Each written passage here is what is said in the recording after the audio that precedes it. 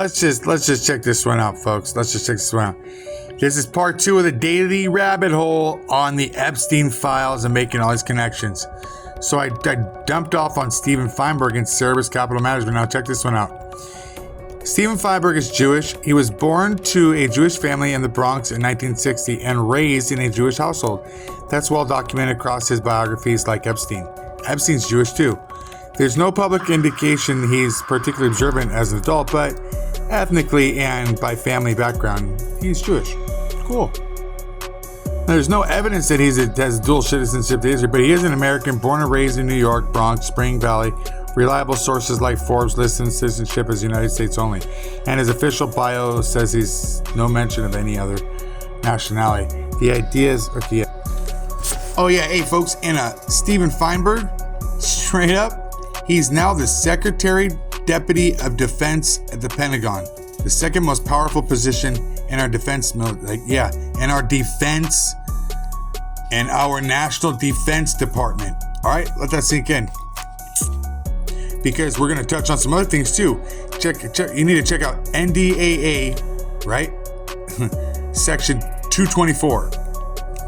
Now, the second runner-up, the gentleman we saw in the picture earlier, Howard Lutnick, has his own separate connections to Epstein. He was Epstein's next-door neighbor in New York for over a decade. The Epstein files show they stayed in contact for years after Epstein's 2008 conviction. Emails going as late as 2018, more than 100 mentions total.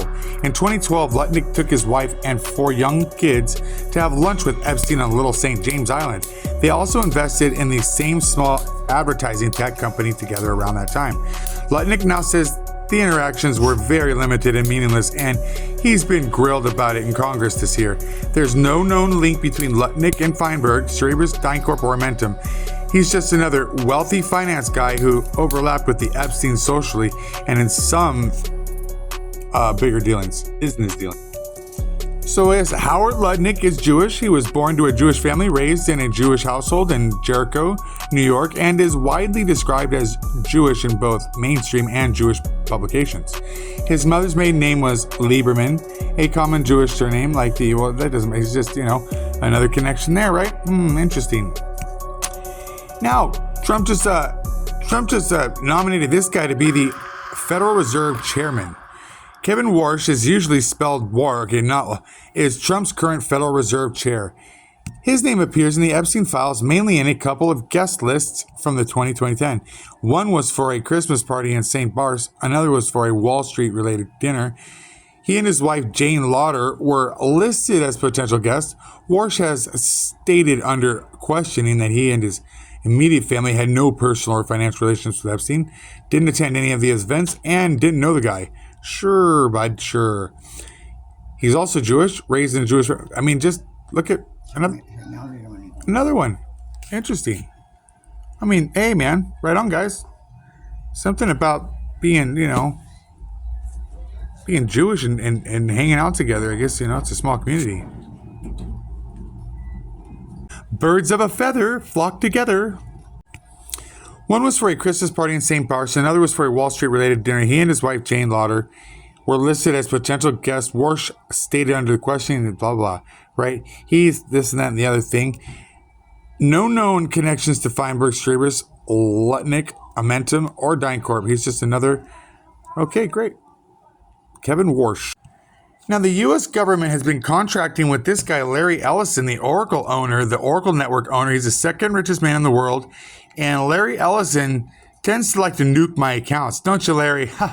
Yeah, I didn't know you were going to be in the Epstein files, but now I know. And knowing's half the battle. So, I guess you gave Jeffrey Epstein 3 of your phone numbers because you wanted to make sure he really knew how to get a hold of you whenever he could, whenever he needed to.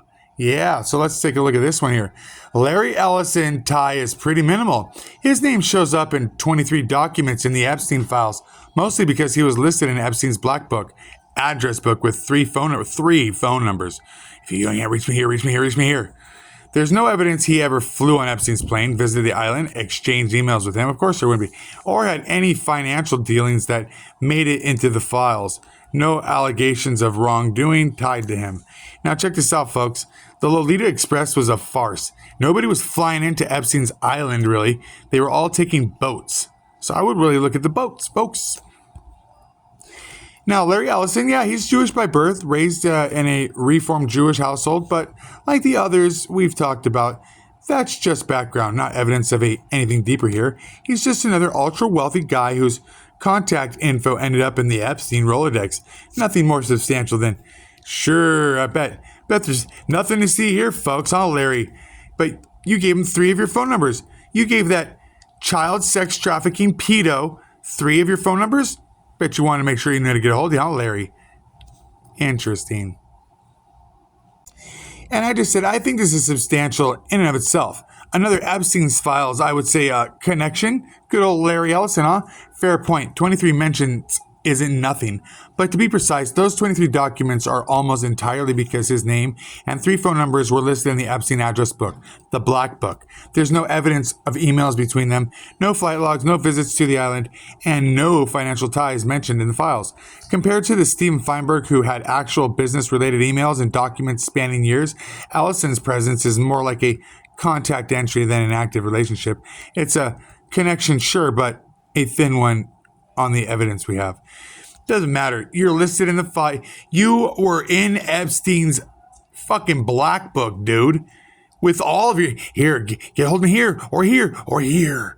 You're I knew you were sus. So sus. Yep, Larry Ellison in the Epstein files. Wow. Doesn't surprise me. Because Larry Ellison's best friend was mentioned in the Epstein files too. What? Elon Musk? Oh, yeah. Let that sink in. Now, AI says, look, it's a contact book, non-exclusive membership list. Epstein's Black Book had over 1,500 names, more than 1,570 according to reports, including celebrities, politicians, business people, and even his own staff like gardeners and hairdressers. The 23 mentions of Larry Ellison's are most entirely from that one entry listing in his name and 3 phone numbers. There are no emails between them, no flight logs, no anything. I'm sure there isn't, but I'm sure they had, numerous, like, whatever phones, throwaways or whatever. Who knows, why do you need 3 phone numbers? The only time I had 3 phone numbers is when I was dealing, right? Yeah. Let that sink in. Making the Rolodex of a hyper network guy like Epstein wasn't that rare for someone at Ellison's level.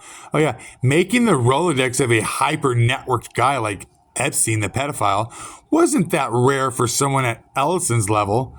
It shows he was on Epstein's, but no evidence to support anything. Yeah. Birds of a feather flock together. Now look, folks, I'm not going to say anything other than Larry's a creep, and I know he's been a creep for a minute.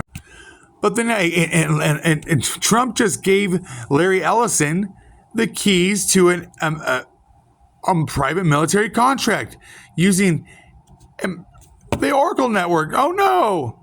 Now look at here. Mark Zuckerberg's connection is pretty light, but Meta AI just got another private military government contract, and he's listed in the Epstein files too. Wow! After dinner, Zuckerberg asked for Epstein's contact info through his assistants, and Epstein's team sent over his phone number and email. And Zuckerberg's chief of staff replied, "Noted, with thanks." Epstein later said he reached out, but never heard back. There's no evidence of any further communications, meetings, flights, visits to the island.